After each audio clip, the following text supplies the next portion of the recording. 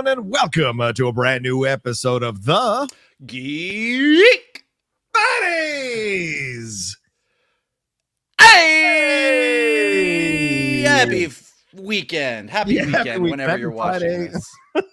Thank you so much for click and play on this video or for click and play on us on the podcast feed. You know, the Geek Buddies are their own separate podcast feed as well. And we should introduce ourselves before we start. I'm the Outlaw John Rocha, writer, producer, and host here on the Geek Buddies.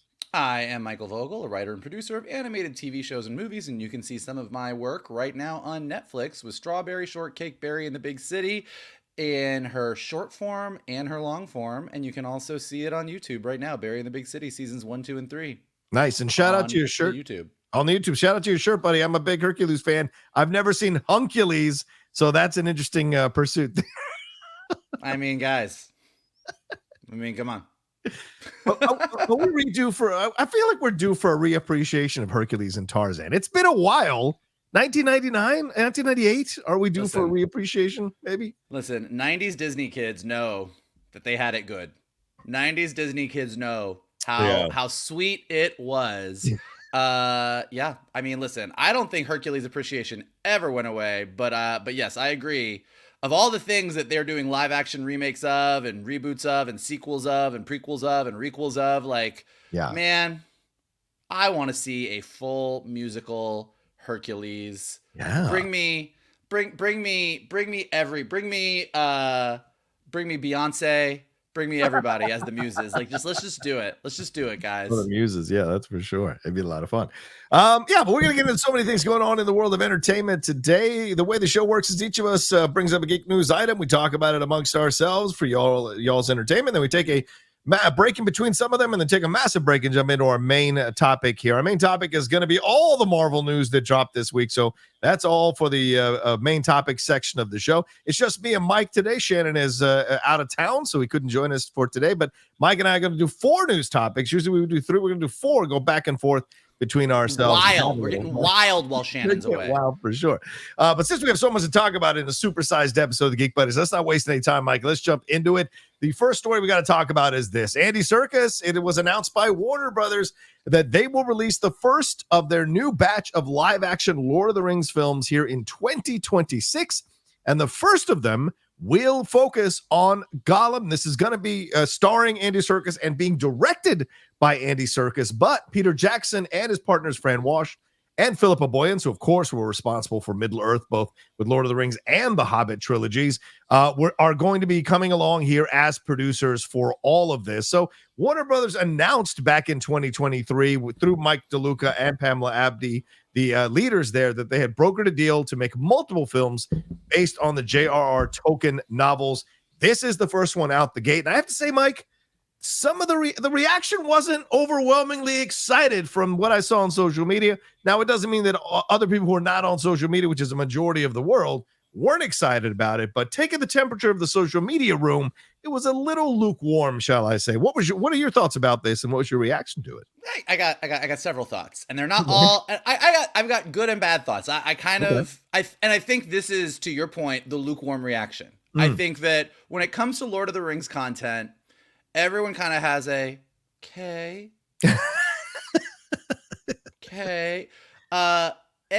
For most people, the meat of the Lord of the Rings stories has been told. And it was told real well. Like, we got 3 movies that are 3 of the best adaptations that you could ask for. Sure. Not complete. If you're like a total Tolkien nerd, you know everything that's not in there. But like, those are 3 solid movies. Yeah. Followed by taking the smallest of the books, The Hobbit, and expanding that into 3 full movies, which I think we can all agree ultimately was maybe not the strongest choice. Well, we can't all agree on that, but yes, go ahead. I think, look, there's great stuff in it. I think Benedict Cumberbatch's Smaug is awesome. Yeah. I think the first movie is pretty solid for the most part, but there's definitely when you took 3 of the biggest books and really managed to adapt them into 3 big movies, and then you took the book that was this big and said, let's squeeze as much as we can out of it. Like, it's not maybe the best plan.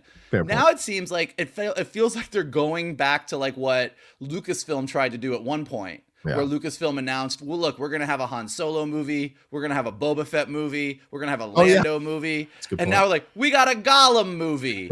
We got a Ent movie. We're gonna bring you Tom Bombadil at some point. Tom Bombadil's just waiting in the wings to like make it into the big screen. So it's like a little bit of it is like it just feels like they've got this massive IP. They know that there's a lot of love for Lord of the Rings, and they're like, what can we do? And I think that's where everyone's like, I guess we'll see. That being said, Andy Serkis as Gollum is one of the greatest things in those movies. Yeah, true. It's the thing that put him on the map. I just, with Kingdom of the Planet of the Apes in theaters this weekend, I just rewatched the 3 Apes movies. And look, Andy Serkis is a great actor. You put Andy Serkis in a movie with no mocap, he's a solid performer. I always love seeing Andy Serkis. Andor as a great example of that. That's true. But the two roles that he will always be the most famous for, that I think are his 2 best roles, are Gollum and Caesar in the Apes movies. I mean, I might throw Snoke in there. Not famous in a good way, but famous he's going to be known for it. I love Last Jedi, but I wouldn't say that. But so I think that there's a lot of okay, Lord of the Rings, you've given me a mixed bag. I do like this universe. If you do something amazing, I'm in. I don't know if I'm in, but Andy Serkis as Gollum is kind of like the best of the second movie. So let's see. It's just and as you said, as we were talking about this on Twitter, Andy Serkis's directing resume maybe not quite as illustrious as his performance resume. Yeah. So go ahead. Go ahead. Yeah, no, go ahead. Go ahead. This is where my concern lies. Not so much. I love Andy Serkis. I love him as Gollum. And if you were giving me this like in 2005, the Lord of the Rings, The Hunt for Gollum is what it's going to be called, this title, I'd be super excited.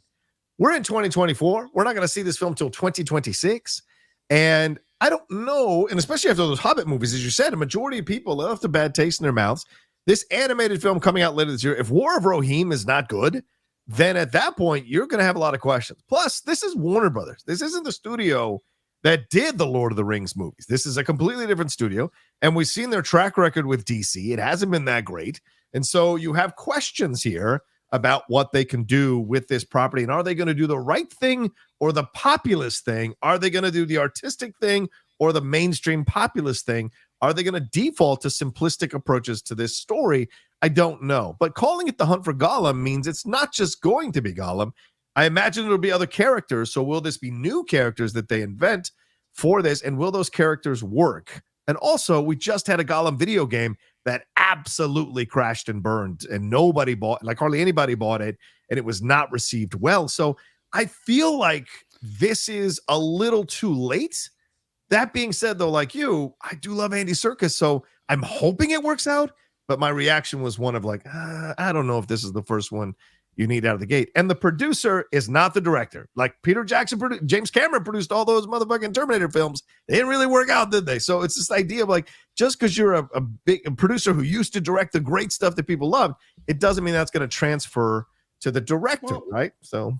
And look, and this is going to be a theme, I think, for the entire episode, because we're going to talk about Bob Iger's comments about Marvel and Disney sequels later. But in the industry right now, and this is, look, nobody knows what to do, and there's no answer. It's true. Because everybody in the industry, and this is exactly what Warner Brothers is doing with Gollum, is like, we need IP that people know. Mm-hmm. If we want people to go to theaters, it needs to be IP they know. That's going to get people into theaters. Yep. And then we all love to say, no, we just want original stuff. Just give us original stuff. Like, we don't need you to rehash everything. We want something original. But Fall Guy was a great movie, and it came out, and it crashed and burned. So, like, and then Kingdom of the Planet of the Apes is, at least by the projections, we'll see how it does this weekend, but the projections are pretty high because it's known IP. Right. So we're living in this time where people aren't, still post-pandemic, like, people go to the movies for the stuff they want, but people do not go to the movies the way they used to. Yeah. Between the streaming and the networks and everything, people tend to gravitate towards a few big shows, but there's a lot of shows out there that fall through the cracks, and that people aren't really watching and people aren't going after. And then as far as kids and the next generation, they're barely watching TV or movies. They're just on their iPads watching YouTube and TikTok. So everyone is trying to figure out what is that way to get people. So it's not surprising that Warner Brothers is like, what do we have? Right. You got Lord of the Rings, do it. Who's the most popular character in Lord of the Rings? Everybody loves Gollum. Okay, do it. So it's not a surprising choice, but and this is the most basic lesson, and I know everybody knows it, but it just seems to fail every time. If the trailer comes out and it looks awesome and the story is good, we're all gonna go see it. True. Like we've been talking for over 2 years about superhero fatigue, and then X-Men 97 came along, and we can't get enough of it. So it doesn't. If it's a great story, if that trailer comes out and Andy Serkis kills it, and they have some really interesting take on how we're furthering Gollum and this character and what it's really about, we'll all go. And if it's not, and if it's just like a cash grab to sort of be like, let's get Gollum out there and hopefully get those nerds in a theater, we're probably not going to go.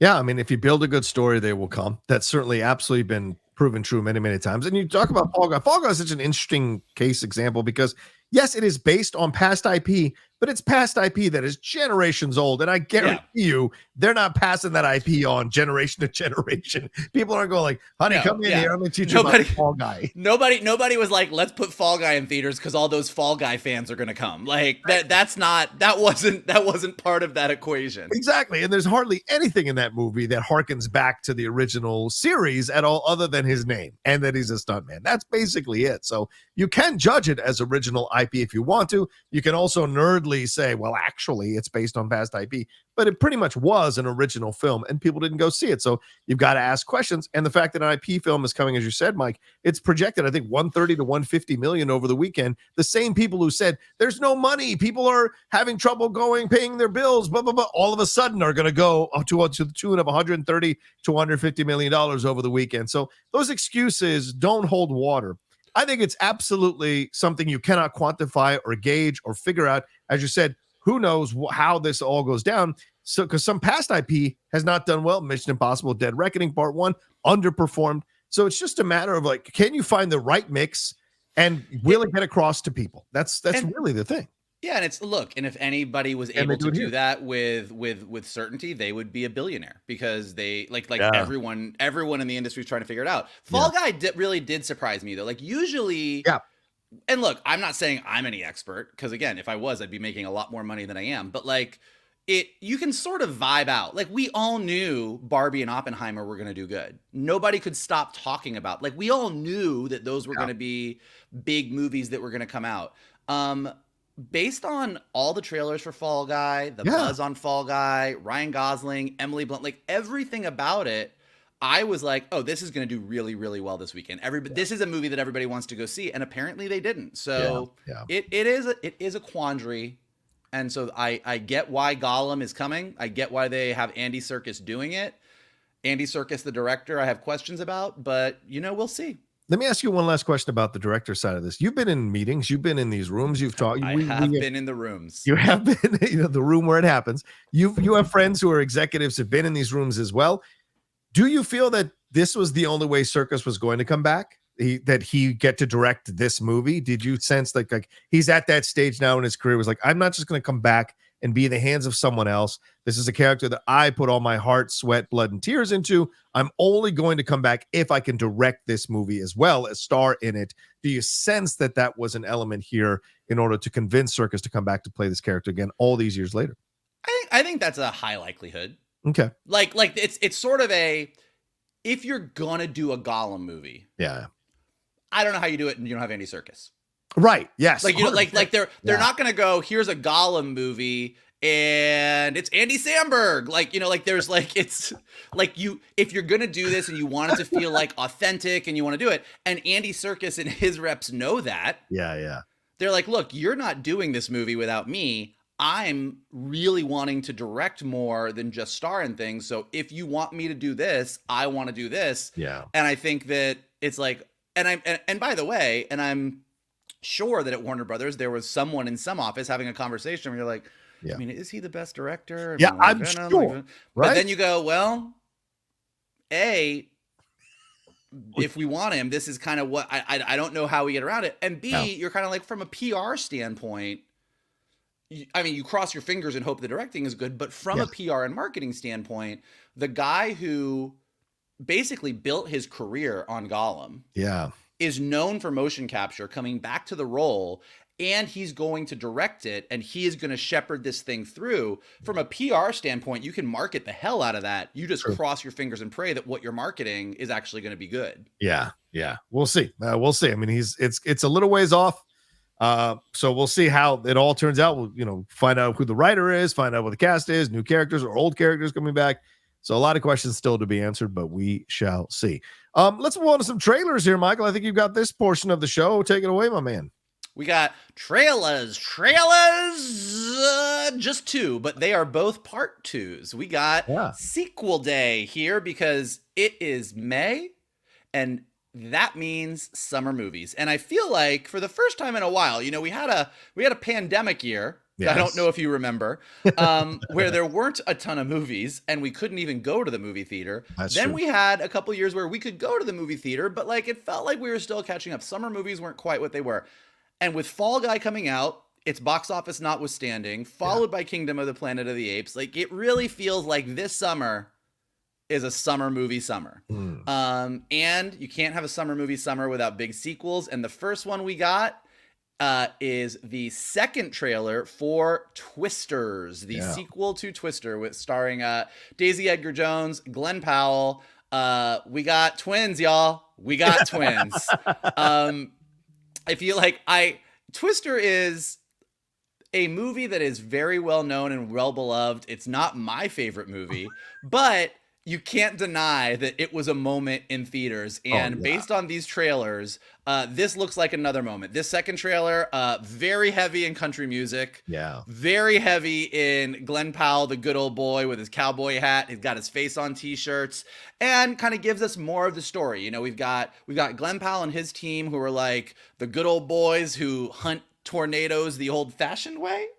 And then we got the team that's more of the high-tech tornado hunters. Can they work together? And guess what? Things are probably going to get pretty crazy. So Johnny, what are your thoughts on the original Twister? And are you excited about a second edition in the Twister franchise? Do you think that we need another Twister movie?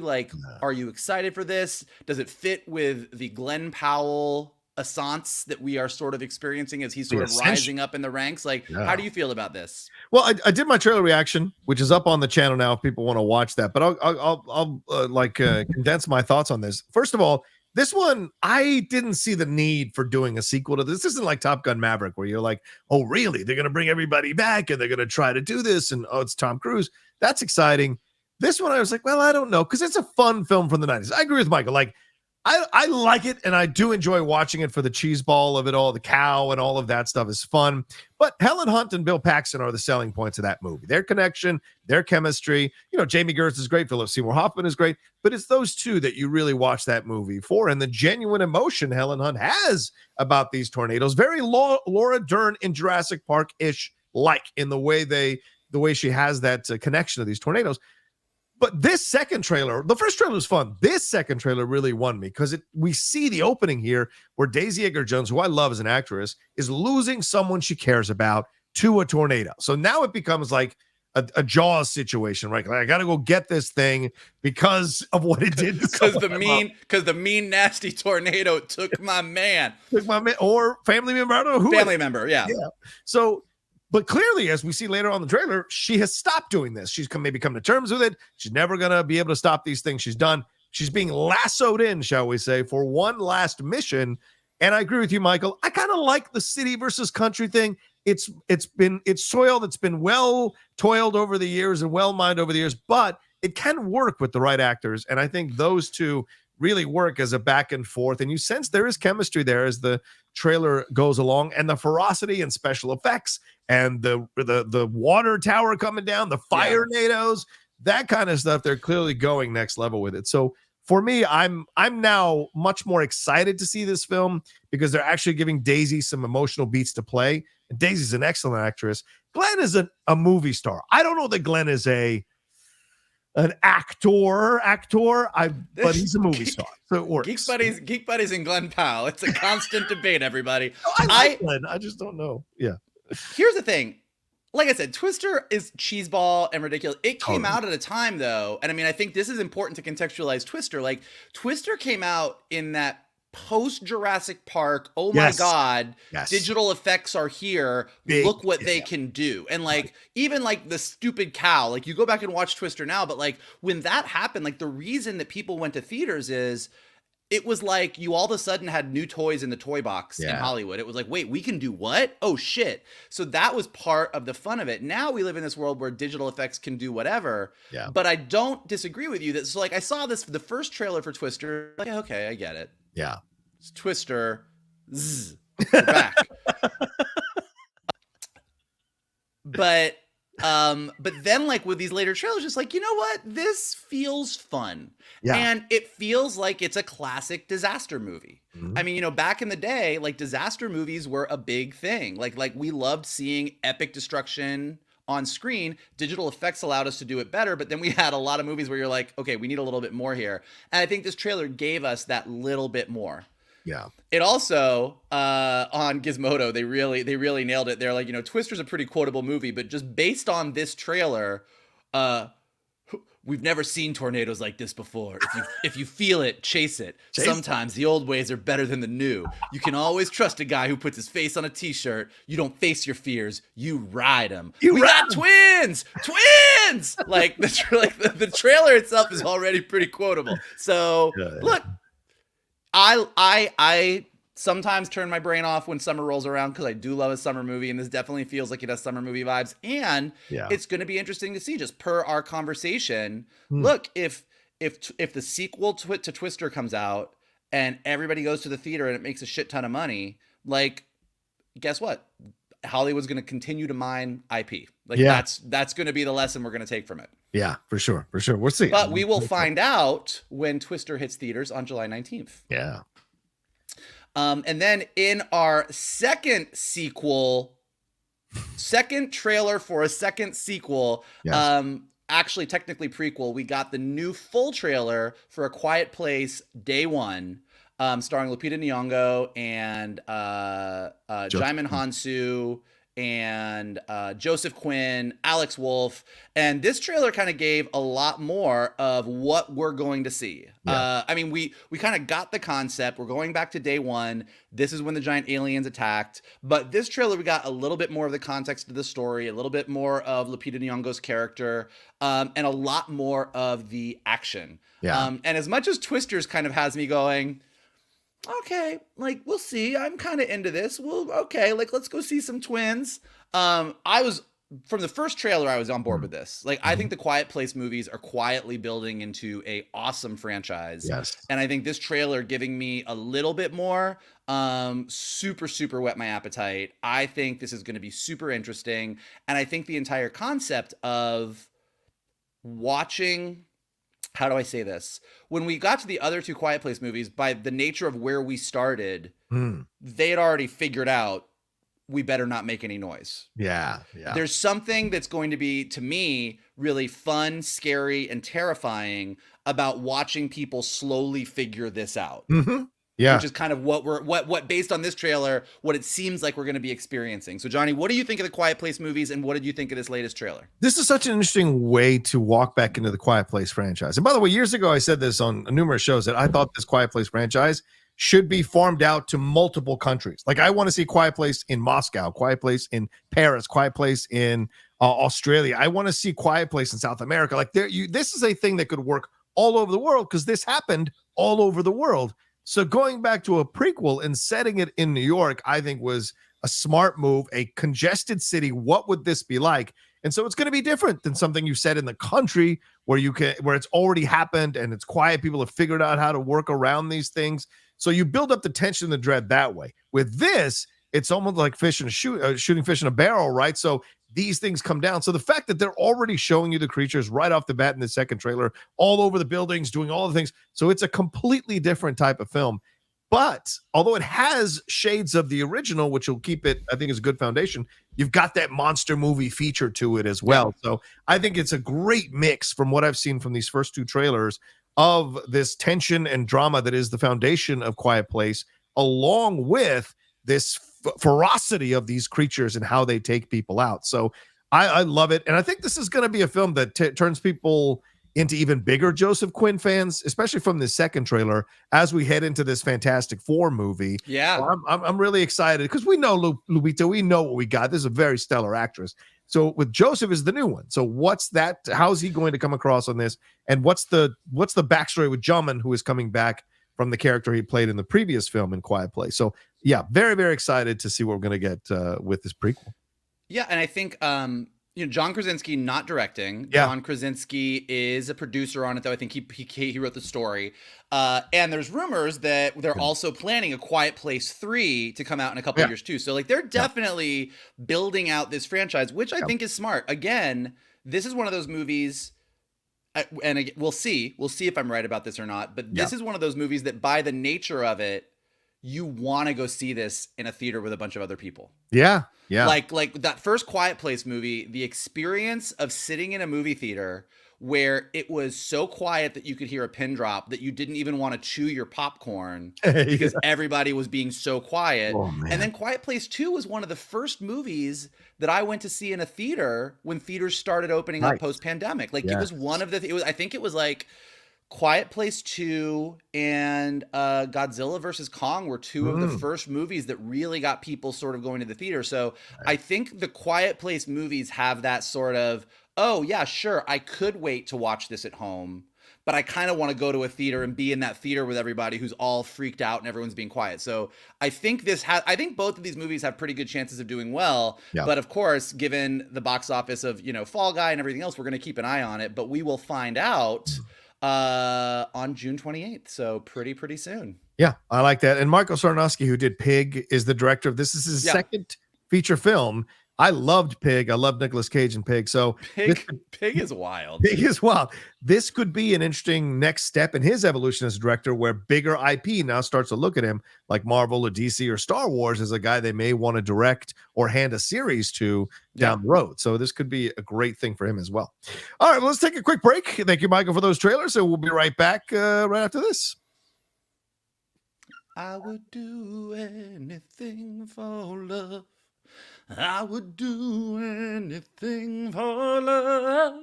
That has nothing to do with what we're going to talk about. I was just thinking about Meatloaf. I was listening to some old songs at the gym this morning, and Meatloaf came on, and I just really love that song, so I thought I would share it with all of you today. Fair enough. I dig it. All right, let's move on to this other story here, Mike. This is a big one for me. I'm very excited. I think you're excited about this one as well. Shogun 2 is possibly now on the precipice of happening, according to Deadline. Nelly Andreeva over there, she writes that Hiroyuki Sanada, who you see there on your screen now, who played Lord Yoshi Toranaga in Shogun, has closed a deal to return to play this character.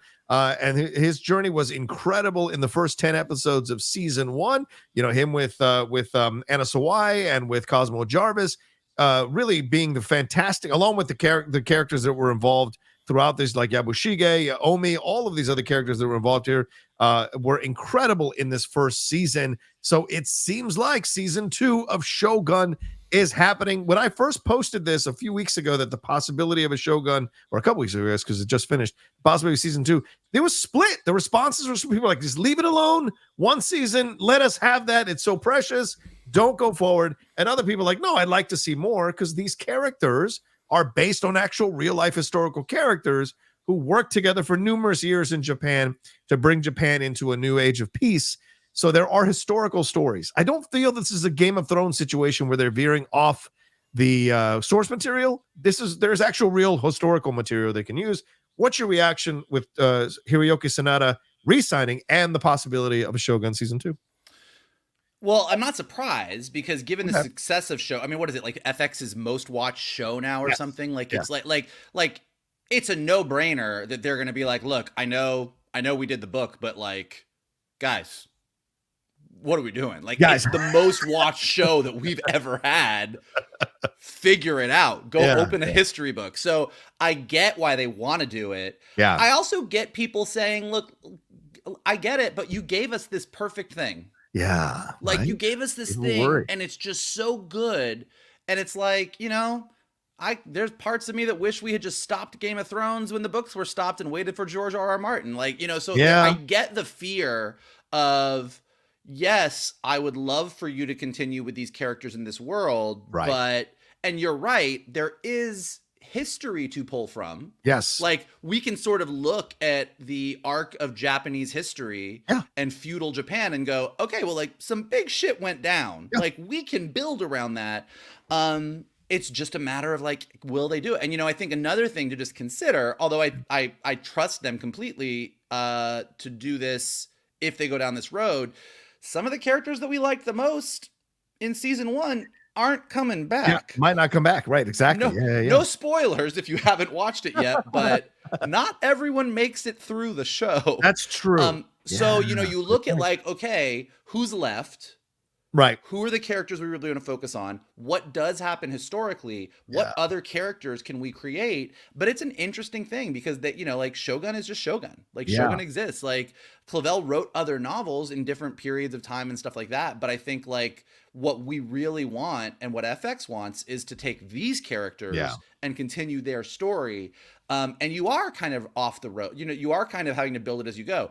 I think, and, you know, you and Steve Morris did a great job of reviewing each of the episodes, and Steve kind of knowing everything about the books and kind of comparing. Like, they took some pretty big liberties in adapting what they did in Shogun from the book. So they already have kind of shown that they are very intentional in the choices they made when they said, we're going to do this differently. We're going to take this out. We're going to move this part from the beginning of the book to the end of the series. Like, they did some pretty big changes. And I think most of those changes people feel worked really well for the show. So they've already shown an ability to take the source material and kind of go down their own road with it. Yeah. But yeah, man, I'm right with most people where I loved the show so much that I want nothing more than to be that excited and have a Shogun season 2. And I also don't want Shogun season 2 to be Game of Thrones season 8. No, right. Or even, and we should say this, right? Because there's a lot of executive producers involved with this one. So many here with Jared Brisson, Michael DeLuca, who of course is connected to the WB situation, Rachel Kondo, quite a lot of really good executive producers who are involved with this one.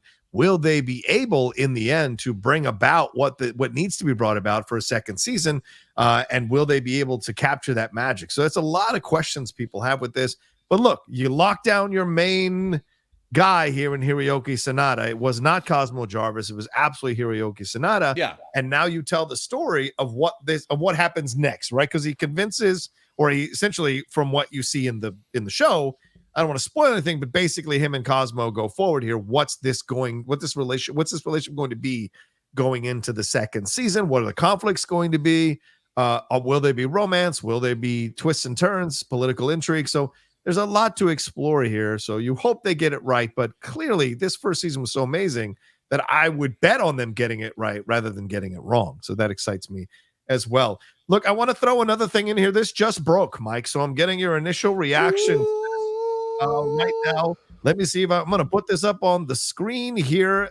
This is happening. Frank Grillo is joining the cast of season 2 of Peacemaker to play Rick Flag Sr. He will reprise the role. He voices the character in James Gunn's Creature Commando. So are you excited that Rick Flag Sr. will now be in season 2 of Peacemaker? No spoilers, but you know, certain things happen to, shall I say, gruff father figures in Peacemaker's life in season 1.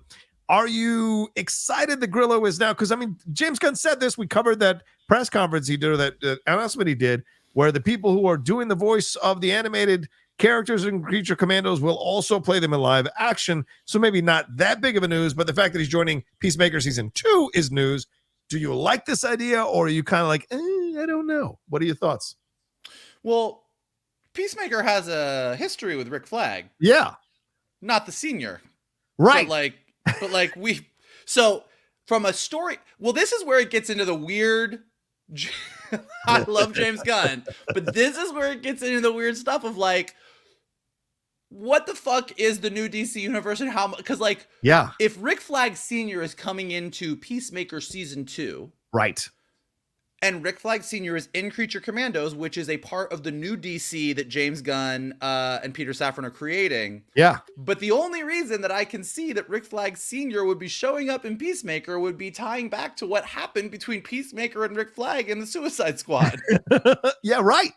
So his son. Yes. How? So is the but Margot Robbie's not like it. This just gets into that weird like. Yes. What? Like, right. And look, we are all excited about the new DC universe, and I think we're all just gonna give it a like, okay, we'll go with you on this. And Peacemaker as one of the like, it's not just because it was James Gunn, right. but I think of a lot of the things in like the previous iteration of the DC universe that we were all like, cool, like we all thought Peacemaker was gonna be. Well, not all. Maybe some of you guys were like, you knew. But like, I thought Peacemaker was going to be like, okay, we'll see. I don't really care about this character that much. Agreed. And then it turned into being this amazing show. So I think all of us are kind of like, look, I'm cool with you doing a season 2 of Peacemaker because I really liked it. And even though as a nerd, I want to put on my glasses and be like, well, actually, what is this new universe and how much of it is tied to the old? But like the Rick Flag Sr., I'm like, okay, well now that's not just Peacemaker, but like we're also getting into the Suicide Squad. Yeah. So how much of James Gunn's part of the old DC universe is going to become part of James Gunn's new DC universe is really the question. Right. He kind of alluded to that a few weeks ago when he said, I'm going to pick and choose what is and what isn't in. Here's his announcement on I think that's Instagram. Pleased to announce the great Frank Grillo will be reprising the role of Rick Flag Sr., the role he'll first play in the animated form of Creature Commandos throughout season 2 of Peacemaker. Christopher Smith and Rick Sr. have a little unfinished business to take care of. So clearly, Mike, what you're referencing is going to be the foundation of what this conflict is between these guys in season 2. But we loved season 1. So do you trust Gunn to get it's it like, right? and I know like it's like Shannon and I disagreed about like the Amanda Waller of it all. Yeah. Like he was like, Shannon was like, I feel like you just got to do a clean break and nobody. And I'm like, you got Viola Davis. Yeah, man. Don't let her go. Like, come on. So, as much as I like to like just be nerd out and be like, well, what is this? Does it make sense? Whatever. I actually am willing to let it be let's do a squint test here. And if a couple elements of the James Gunn stories, like, which is clearly going to be the case, like you've got Rick Flag Sr. coming in as head of Creature Commandos, something brand new for DC. The first thing that we're going to see actually as part of the new DC universe in its animated form, which is an animation person, I think is pretty cool. And then to have one of those animated characters step right into season 2 of Peacemaker, even though the beef that they are having is tied to a movie that is technically not supposed to be part of this universe. It's like, if it all works, cool. Yeah. Cool. Well, and also, and just to be like clear, like, look, all of us and most of you listening to us right now are geeks. Yeah, true. And so we will get in the weeds and talk about what's canon, what's not canon. Does this character tie to this? Well, this is tied to this universe, and you can't do this unless you do a multiversal thing, and we don't like the multiverse anymore, so let's not talk about, like, we can do this for hours. Yeah. For most people outside of our bubble of geekdom, if it's really cool, they're good. Yeah, exactly. Like if they come on and like they're like, oh, that Peacemaker season 1 was good. Oh, this is good. Oh yeah, like I guess because Peacemaker did kill that guy in that movie. Oh, he's in a cartoon. Oh, nice. Yeah. Cool. Yeah. So I mean, I think if it all works, it works. Well, we just finished up our second episode of Captain America: The Winter Soldier for the Cinephile. So I've got Frank Grillo on the brain as Crossbones. So I like this idea. And I agree with you, though. It is a little bit like, well, James Gunn now has created the place where he can pick and choose what he wants to use or who he wants to use that has already played certain characters that were a part of the previous iteration of DC. So got to be real curious if there's a Bible that ever comes out that lets us know what's canon and what's not canon in the James Gunn universe. It's going to be like DLC. You're going to have to download new content that erases some things and adds some things. It's crazy, man. I just had this conversation with somebody recently. It wasn't about different universes and what's canon and what's not canon, but it was about when creators do something and do like a take back or like change something. And like the ultimate example, like this is my ultimate example, particularly because I was one of the people that went to go see Phantom Menace last weekend. On May the 4th. When they brought Darth Maul back, that should be the stupidest thing in the world. Yeah. George Lucas literally sliced the dude in half. Yeah. He was dead. And then we said, a couple years later, Dave Filoni was like, or maybe he was so angry that he held his guts inside and built spider legs. And then the Night Sisters of Dathomir gave him sort of like devil legs.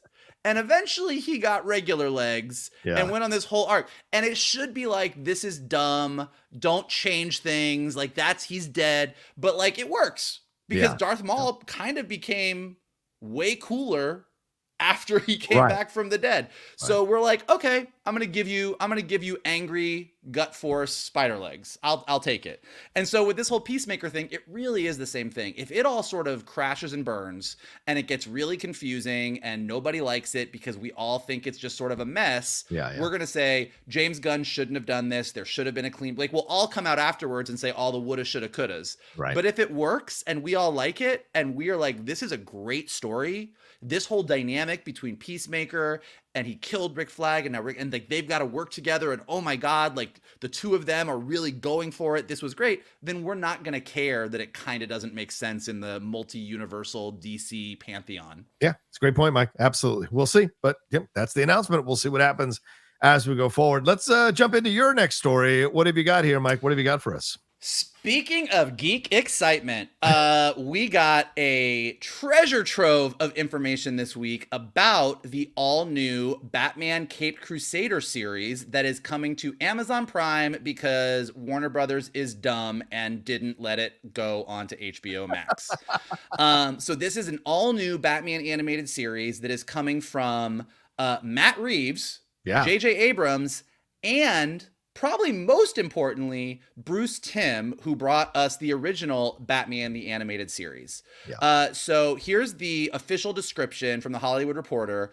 Welcome to Gotham City, where the corrupt outnumber the good, criminals run rampant, and law-abiding citizens live in a constant state of fear. Forged in the fire of tragedy, wealthy socialite Bruce Wayne becomes something both man and less than human. The Batman. His one-man crusade for justice attracts unexpected allies within the GCPD and City Hall, but his heroic actions spawn deadly, unforeseen ramifications. So that sounds pretty much like a run-of-the-mill, like, okay, we get this. There's been a lot of talk, that Matt Reeves is coming on board and really wanted to make this animated series tie in thematically with his very dark, very gritty take on Batman in his movie. But some of the more interesting facts were over in Entertainment Weekly, where they interviewed Bruce Timm about kind of what makes this series different from Batman the Animated Series. So one of the keys is they wanted to make it not just a repeat of Batman the Animated Series. And one of the things they did is making it a period piece. So Batman the Animated Series was sort of inspired by the 1940s vibe, but they also had modern things like computers, and it was sort of like Gotham was modern but not modern. This is very specifically set in the 1940s, so no cell phones, no computers, very much a period piece. But bigger than that, this reinvention of some of the characters. Bruce Timm with the animated series kind of iconically set the stage for the way that we think of a lot of these characters. Most importantly, Harley Quinn, who was created for the animated series. So Bruce Timm says of this new look for Harley Quinn, I co-created the character, so I have a lot of love and affection for Harley, but I thought there might be something interesting about bringing her on the show, just not as Joker's girlfriend. So how do we do that? A big part was just doing a basic flip. The original Dr. Quinzel was a little bit more serious, and then when she became Harley, she got really goofy and weird. So we thought, what if we reverse that? What if when she's Dr. Quinzel, she's a little bit more whimsical and fun, and when she's Harley, she's scary? And the two halves of Harley's personality are also more connected. Instead of abandoning her day job after becoming the court jester, this version of Harley stays a psychiatrist and uses psychiatry as a weapon and becomes Bruce Wayne's psychiatrist in the series. And then the other one that I thought was really, really interesting is with Catwoman. They didn't want to do the Batman the Animated Series Catwoman, which is iconically sort of modeled after Michelle Pfeiffer. And they also didn't want to do the more modern Catwoman, which is sort of the leather and the goggles that Ed Brubaker and Darwyn Cooke kind of made famous in the 2000s. So they all went all the way back to the comics and went back to this original Catwoman look, like who she really was, sort of more of this femme fatale. So I think that's really interesting too. So we're really lining up. We have a black Commissioner Gordon. It looks really gorgeous. I think, when you talk about the greatest animated TV shows of all time, Batman the Animated Series is always one of the top shows that comes up. Yep. And not only was it a great series in its own right, but it paved the way for Superman Adventures, Justice League Unlimited, Batman Beyond, and created this whole sort of interconnected animated universe that a lot of us grew up on. So the fact that that creative team is kind of doing a new take on Batman, clearly has me very excited.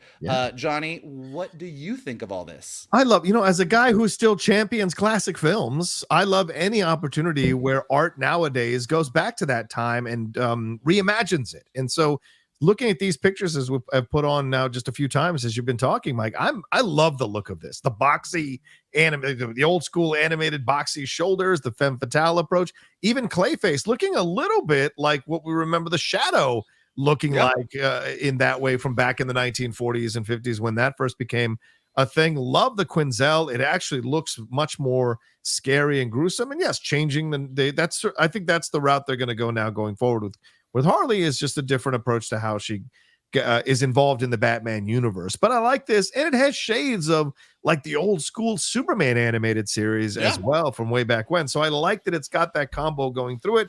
I like that it's going darker, and I do love that it's in Bruce Timm's hands. So everything about this is exciting, except for what you pointed out at the beginning, that it's not going onto a mainstream platform big time. That's going to get a massive. Well, it's going on Amazon Prime. I mean, that's not shabby. But Max, man, I mean, I hear you. Max, I will tell you, if you're an animation person, Amazon Prime, and I don't know that they're doing it intentionally. It almost seems accidental. Okay. But they've got Vox Machina, adult animated fantasy show. They've got Invincible, which we're all talking about and we're all watching. They've got Has Been Hotel, which has a very loyal and ever-growing fan base. Okay. And now they're going to have this Batman animated series, this Batman the Caped Crusader. Like, they're really building into, if they lean into this, they're a destination for adult, older animation that's really high quality and really good. Well, I mean, I default to you because you're the animated person. You know these things more than I do, and I'm looking here at some of these Prime Video. So okay, I hear what you're saying. Okay. And look, I don't know that I don't think that there's somebody at Amazon Prime going, let's really double down on this older animation. I think this is going to really work for us. I think it's just sort of happening piecemeal and happenstance, but they're sort of falling into it. I mean, this Batman thing is exactly that. It's like, it's not like they were like, we really need a Batman show.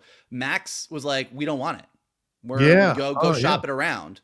So we'll see. But I mean, look, as an animation fan, I mean, we talk a lot about the, Gunn Superman movie that's coming out. We talk a lot about Matt Reeves' Batman movie. We talk about the Brave and the Bold, but like, season 2 of My Adventures with Superman is coming out on Adult Swim and will be on Max soon. And if you haven't watched season 1 of that, it's fucking delightful. Like, it is a great Superman show. So having the season 2 of that coming out soon, along with Batman the Caped Crusader from Bruce Timm coming out in August, it's like we're doing good as animation fans right now. And I have to say, our friend Eric Rogers has his Angry Birds Mr. Allen coming out on Amazon Prime. Amazon Prime. Yeah, absolutely. I apologize to Eric that I forgot that one too. But yeah, Angry Birds coming out. So it's like, I'm really like, this is a bigger conversation maybe for another Geek Bite one day. But like, as we're looking at the state of the animation industry and where kids are not watching as much animation, the streamers are pulling back on animation, and you're looking at where animation is going, I'm really keeping an eye on a lot of these older animated shows that are not feeling the need to target. Like X-Men 97 is the perfect example. Right. Kids can watch X-Men 97. It's not so adult that it's excluding kids. No, totally. But it's definitely tonally a very grown-up show. Yes. And I think it's working. And I mean, that's really working for Marvel right now. Like, we're all obsessed about X-Men 97. Most of us are saying that X-Men 97, it's going to be hard for them to do a live action X-Men that's going to be as good as what we're seeing. And if you've watched Arcane, Vox Machina, Delicious in Dungeon, Invincible, obviously. A lot of these shows, like, these are shows that are really not pulling punches as far as like we're for grown-ups. Yeah. And they're doing really, really well. So I'm really excited about seeing where that direction of the animation industry goes. Yeah, even The Boys Diabolical could be thrown in the mix for that as well. Absolutely. When is this coming out, Mike? When can people look for this one? I believe August 1st, they are dropping all 10 episodes. Wow. So we are getting this at the end of the summer, guys. It's going to be a wild summer. It's going to be a wild summer for geeks. It's going to be a lot of, very busy for sure. All right, well, there you go, Mike. Let's take a quick break and we'll jump into our main topic and get into all the big Marvel news that happened this week. We'll do that right after this. Bum, bum, bum, bum, bum, bum, bum. Is that 18? What are you doing right now? Is that I'm 18? making it up. That's nothing. Just making it up. That's my own song. Wow. It's called the Geek Buddies March. I think this is inspiring me to just create a 15-second video we play during these breaks. By the way, I love that Shannon does this for months with his cheesy humming and it's good, but I do one day where I sing Meatloaf and make shit up and you're like, I'm going to make something else. I think you need to stop. I've just been thinking about it. Maybe I gave you the Geek Buddies March and you said, thanks, we're good. I'm going to make my own thing. Stick to animation, kid.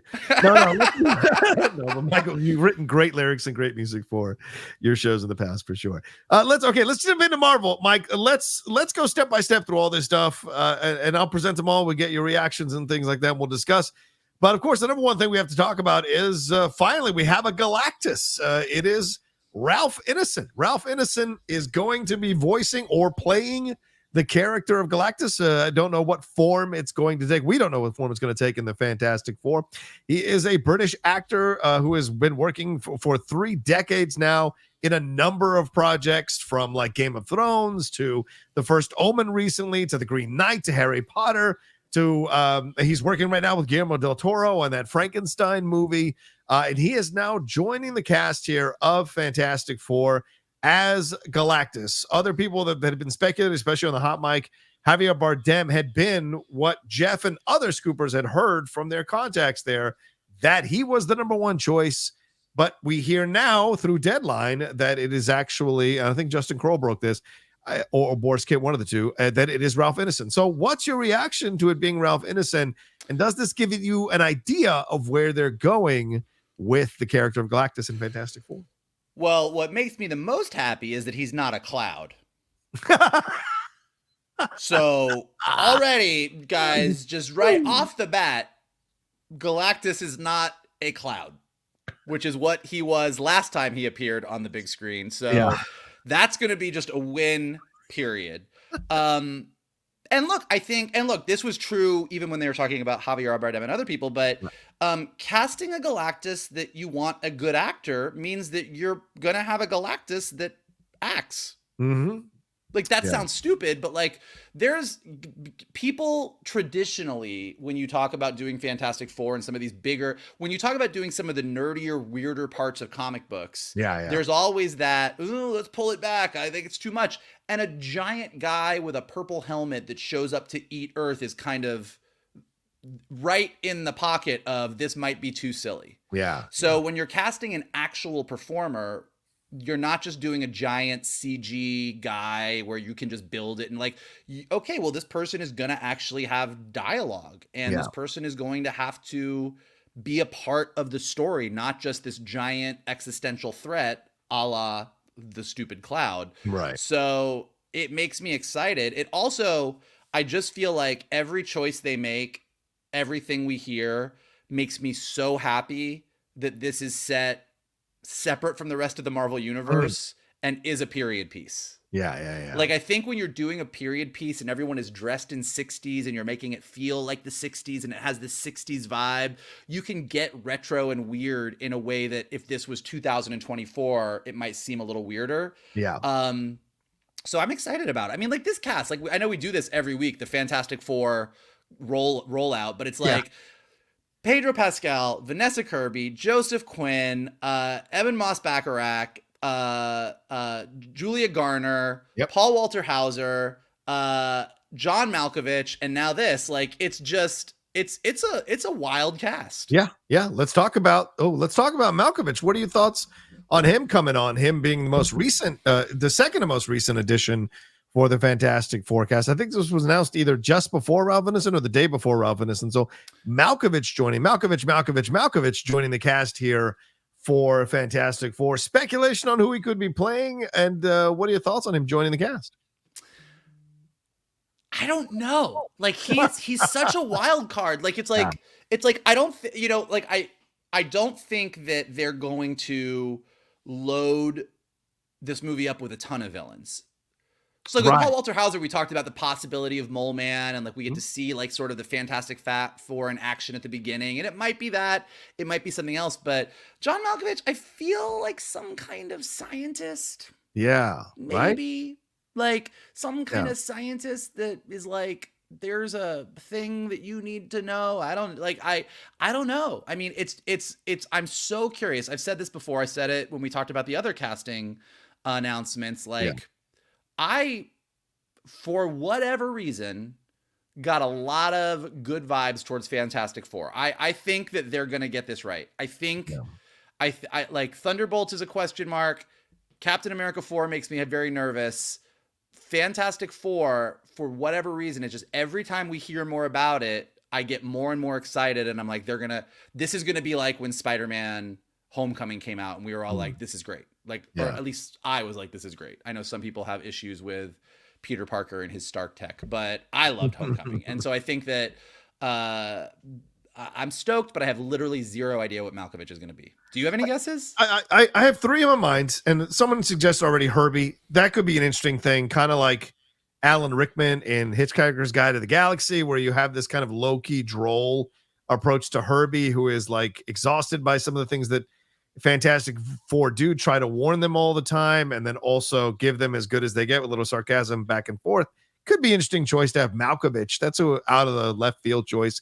But I looked at the Wizard or Puppet Master as two possibilities here. And as you said, he doesn't have to be a villain. He could be a scientist who, like, I think it's Puppet Master, who like gets jealous of the other scientist and causes this accident. And then he becomes a Puppet Master, but he blinds the daughter of his fellow coworker there, so Alicia Masters, so he has to kind of take care of her. So could that be the way this goes? Could it be the Wizard or the Puppet Master? Which one of those two? I can't remember which one adheres to that mythology. That could be a possibility. That could be interesting as well to explore. He's a bald guy, so it could work in that way as well. So maybe he's just in it as a scientist, and then later in the second film, he becomes the main villain. I don't know. It's a possibility. He could also be an alien on some planet who is like the head scientist or the president of his planet when Galactus shows up and eats it. Like it's like you know, like it could literally be he's the Reed Richards of his planet, and he's like, we need to stop this, and then Galactus comes and eats the planet and eats John Malkovich, and you're like, oh well, he failed, setting up the fact of what is going to happen. So like there's know, it's really hard because, again, and we say this every week because we're geeks and this is what we do. But when Star Wars or Marvel or DC, when you find out somebody was cast in an undisclosed role, we just get out the comic book Rolodex and every villain and every hero and everyone else. And like a lot of times when you get to a certain point of casting a movie, you're like, no, we need this guy to be this role. Like we need someone to get it. I don't know what you're talking about. I never do this. I never go through the old mythologies and take a look at all the Fantastic Four villains to decide. That's a great point. It's just like those rumors where Giancarlo Esposito was like, you know, is it's announced that he's probably been cast in some Marvel role, but it's not anything that people have guessed and whatever. And so everyone's like, oh, if you read Avengers number 733, there was this one guy, and you're like, okay, everybody, just take a beat. We're gonna find out soon enough. We're all gonna find out soon enough. Well, the other part of this, let's move on to some X-Men news here, Mike. Initially, there have been rumors, and I spoke about this on the hot mic yesterday. There were rumors, and of course, we all texted in our chain that Ryan Coogler, this is from My Time to Shine Hello, saying that Ryan Coogler was possibly in the mix here to be the director for X-Men. But then Jeff yesterday on the hot mic revealed that two writers here are amongst the finalists, Rafe Judkins and Michael Leslie, to write the script for X-Men. Judkins had worked on Agents of S.H.I.E.L.D. and did Uncharted and was the showrunner for Wheel of Time. Leslie had penned the screenplay for The Hunger Games, Battle of Songbirds and Snakes, and of course the Assassin's Creed movie, but also the adaptation to Macbeth that Fassbender was in as well. So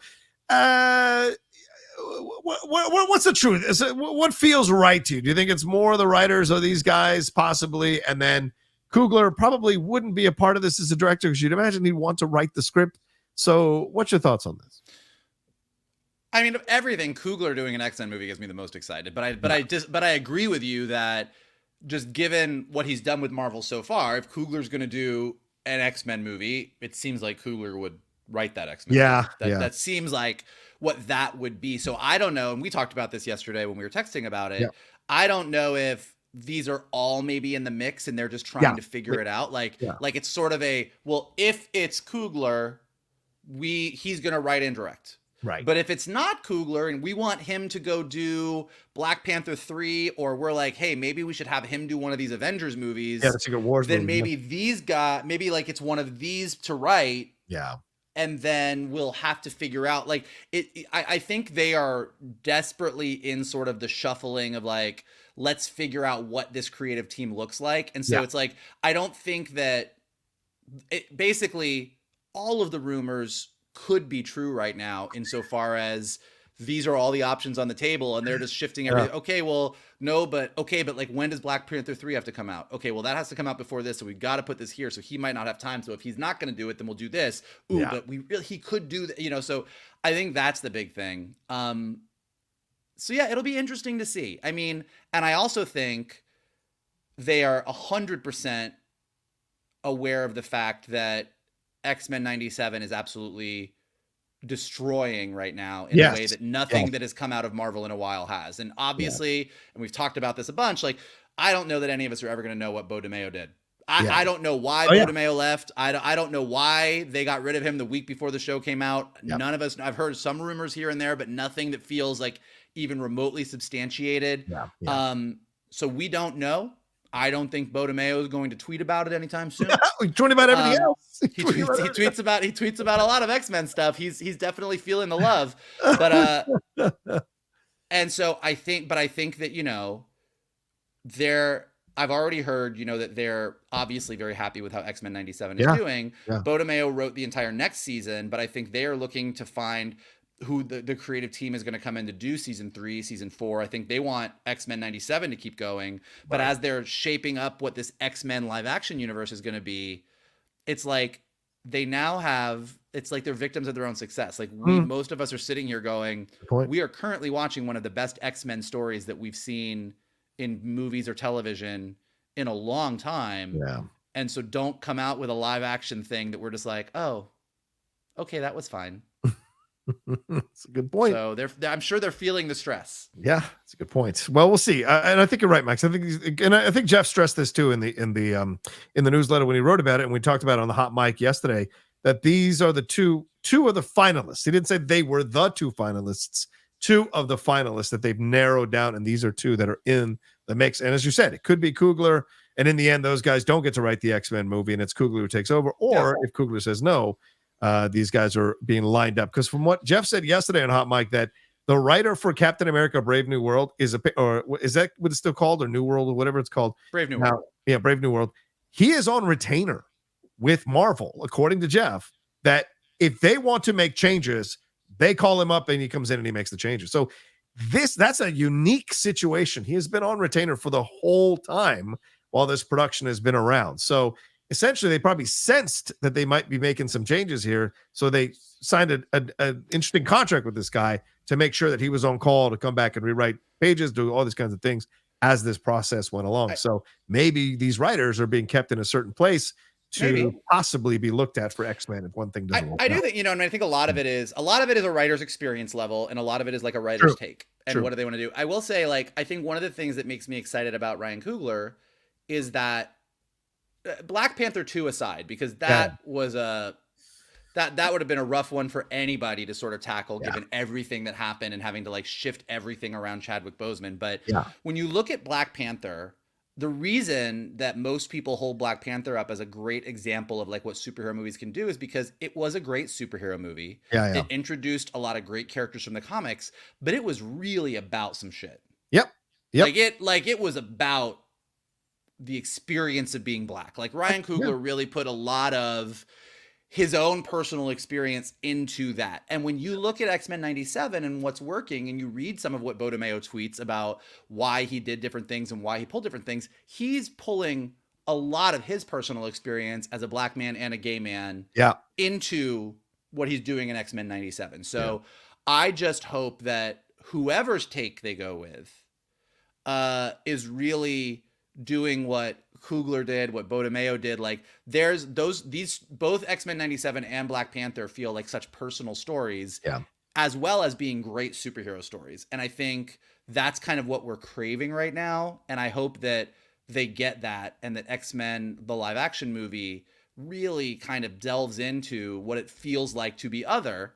Regardless of who it is who's writing and directing it, but like really getting into that otherness, because I think that's what's making the animated show work so well right now. I agree.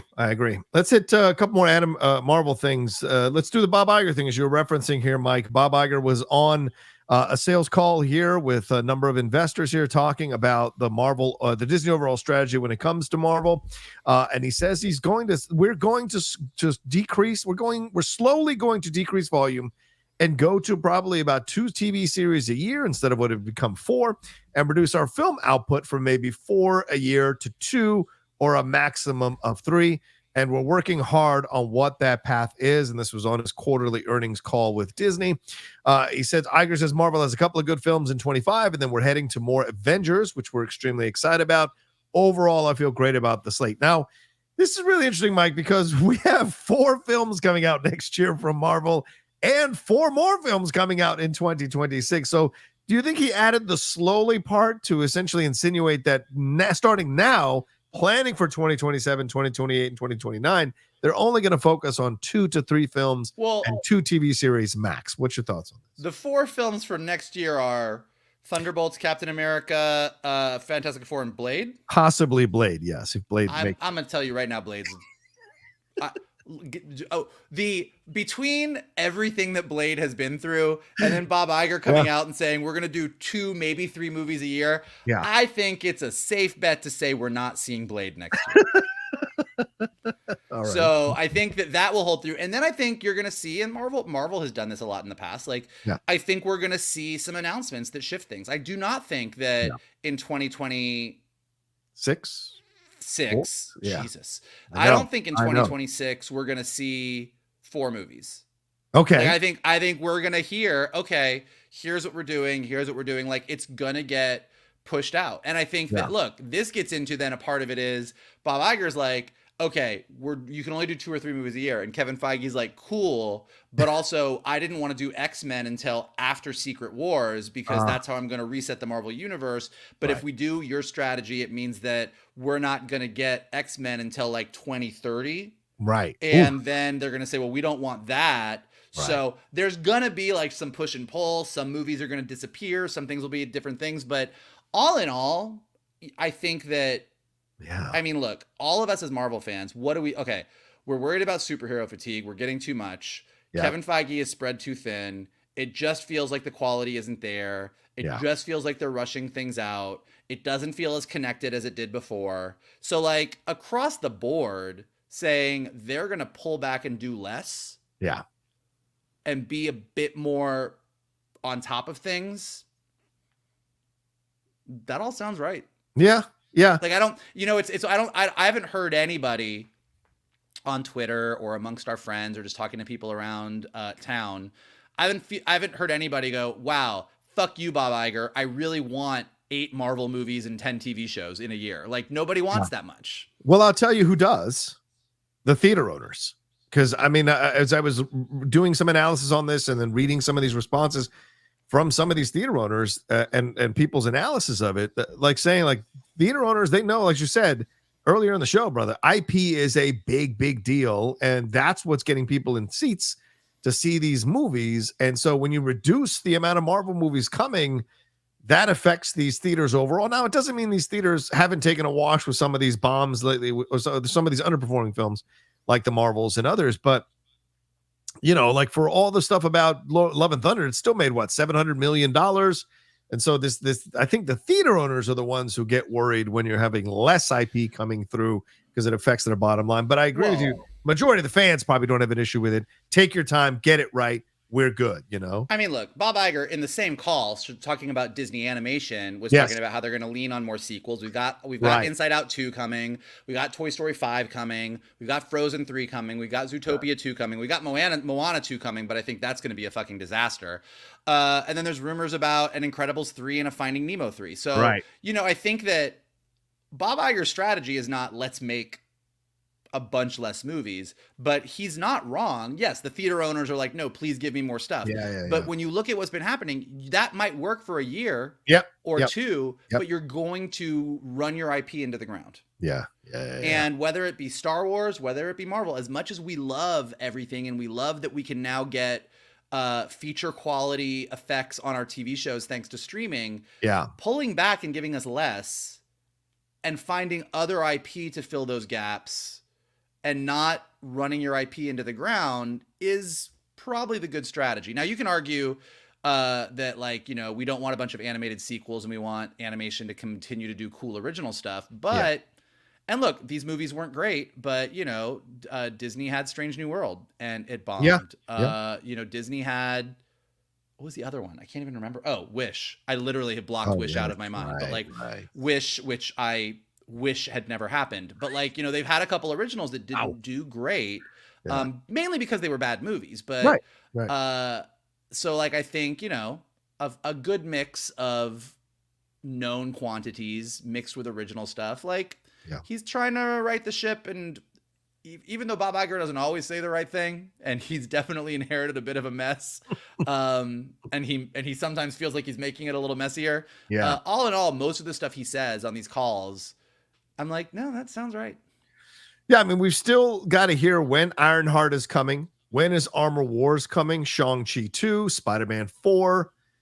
When the Avengers films are going to be scheduled. I mean, it's May 1st, 2026, apparently, and May 7th, 2027. Where's Wonder Man? When is the X-Men film coming? What about the Okoye series?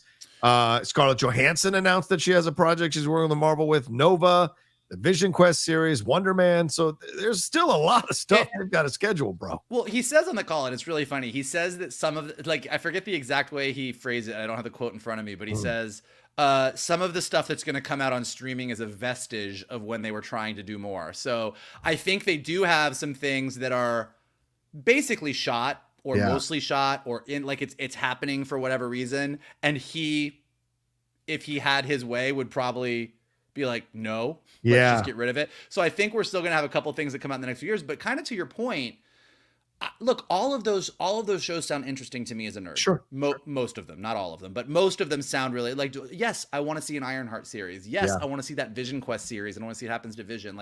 There's a lot of stuff in there that I'm like, yeah, I want that. But I actually don't want a Marvel series every 2 months. Yeah. I want it to feel a little bit more exciting and special than that. It feels the same way about Star Wars. I love these things. And if you're going to put them on my streamer, I'm going to watch them and we're going to talk about them and we're going to say, oh, that was great and that wasn't great. And I think they messed up that. But the idea of it feeling like more of an event is a little bit better. Yeah, that's a fair point. I agree with you. As much as my channel may enjoy having a Marvel show every 2 months, the logical thing is I want to enjoy these projects first and foremost as a fan. And yes, getting a little bit of breathing time in between, I think, is going to be a positive down the road as Iger implements his new plan. That being said, we don't know what's going to happen with Disney and with Apple and the future of that. But for the steps for now, this seems like a good idea from Iger. Let's finish with one last thing.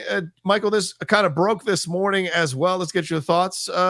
First picture of Sebastian Stan here on the set of Thunderbolts. What's your thoughts when you see this guy in a suit with long hair and the beard? Do you like this shot? And what's your feeling here when you see this? Because he's not going to be, obviously, in Captain America Brave New World. So what's your feeling on seeing him here? First shot on set. I mean, is Bucky in a suit? It's great. Bucky's in a suit. This gives me zero information except that Bucky would look really good as the best man in someone's wedding. Like, there's no other information. Like, is he gonna be in a suit for the full movie? Is he gonna battle? I don't know. I'm happy to see Bucky. What's his part? That's the thing. What's he gonna play in all of this? I mean, I like that he's got the goatee, the shoulder length hair, the slick back hair, very similar to Winter Soldier, the slick back hair. Can we put that on the table? In the gray business suit. So what is the role he's going to play in the Thunderbolts? Obviously he is Bucky, but what role is Bucky going to play in the overall story? Well, I mean, I think and again, do you still think it's not happening, or do you think it's happening now that we're seing footage? Do you think you're going to see the movie? I don't know, man. I mean, Bob Iger just said he's going to cut down the production of the releases. I think we will see a Thunderbolts movie, but like you've said, it feels very much, and like the rumors that I've heard and everybody, like it is a Julia Louis-Dreyfus, Florence Pugh movie. Yeah. First and foremost. It is Yelena Belova kind of leading this team of misfits, and how does Bucky fit into that? Like, because like some of the other, like whether it be Red Guardian or Taskmaster or Ghost, these are characters who don't have as much experience being on an American super team. I don't know how else to put it, but like if Julia Louis-Dreyfus is putting if Val is putting together a bunch of people and saying, I need you to be this team. These are all characters who have sort of been on the fringes and would be like, great, I'm just happy to be included. Right. Bucky, he's been through the shit. He was in Endgame. Like he's been in it. So he's probably going to be a little bit tougher to boss around. I don't know that Yelena Belova is going to be able to boss Bucky around. So has Bucky elevated? Is Bucky a little bit more like working with the government in a different capacity? And like, that's why we see him in a suit. So, I think that's what's going to be interesting is if, like we said, like, I think there's a lot of talk, and particularly with the new title being Thunderbolts ***. Yes. That, Val is putting together this team. This would be my guess. Right. Val is putting together this team for one reason, and Yelena Belova takes the team in a different direction that isn't what Val wants it to be. Right. And how Bucky, who is a much more established hero in the universe, fits into all that is going to be interesting to see. Yeah. And when you look at it, as you said, that could be the White House there with the grass and the black bars. Who knows? He's there in the suit, could be coming out of a meeting, could be undercover on a mission. There's all kinds of possibilities, but hey, it's just nice to see Sebastian. It is funny that you said that. It's so funny that you said that. I didn't say that, but like, I actually just assumed that was the White House. I didn't think about it in my mind. But like, you were like, this could be the White House. I was like, oh yeah, I guess I just assumed that he was coming. Like, that looks like the White House. So it wasn't it's probably not. It's probably a park somewhere, but it looks like the White House to me. Yeah. So it's not just Sebastian Stan in a suit. There's a lot going on in that picture. No, I'm just joking. Who knows? We will find out. For sure, but it's nice to see Sebastian Stan on an MCU set. I think it's the first thing he's done since Falcon and Winter Soldier. So be looking forward to seeing more of that. Here's what I will say about these three movies coming up, like the interconnected. I know we're running out of time, but it's a supersized episode. So supersized episode. We're good. Yeah, go ahead. What I really wonder about, and I feel like this is the thing, and we talked about this before. Can you be specific? Which three films are you talking about? About all three. Okay, Deadpool, Wolverine, Captain America, and Thunderbolts? Oh, sorry, not Deadpool, Wolverine. About Thunderbolts, Captain America, Brave New World, and Fantastic Four. Okay, those is that what we really want from Marvel is like, give us a shape of what we're building to. Yes. And so Yelena Belova, like Val is building a team because there's no Avengers. Right. So what is this team being built to do? Who do they need to fight? Is this just there's some bad actors in the world and we need a super team to do shit? Right. Then we know, just based on what we've read in Empire Magazine and other stuff, that in Brave New World, President Ross is basically telling Sam, you don't have a super serum. You're just a guy. Just do what the fuck I tell you. Right. And it looks like, even though they say it's not going to be, this looks like it's going to be a full Hulkathon in that movie. Yes. And that the rumors are we're going to finally get some more information about my giant celestial in the ocean in Brave New World. And then we're going to have this Fantastic Four movie that takes place in the 60s in another universe. And we do know in the bigger picture of Marvel that there are incursions happening, and that there's this whole idea of universes collapsing, and Doctor Strange and Cleo are off dealing with that. So it's like, there's a lot of things, and it's just I want these 3 movies to sort of start to pull together, and they do seem Thunderbolts and Brave New World seem like they go together pretty well. But then throwing Fantastic Four in there, it's like I'm really curious to see if these 3 movies next year, Deadpool and Wolverine, I think is just going to be a wild ride. It's going to reset. And it's just going to be a ton of fun, and we're going to like all have a blast. But then these next 3 movies in 25, are those 3 movies in whatever Disney Plus series we end up getting going to be able to make us all feel like we are on a clearer path towards Secret Wars? That's really what my question is. I think that's an excellent point, brother. I hope it is, because I agree with you. We just want to know what the broad overview of the plan is.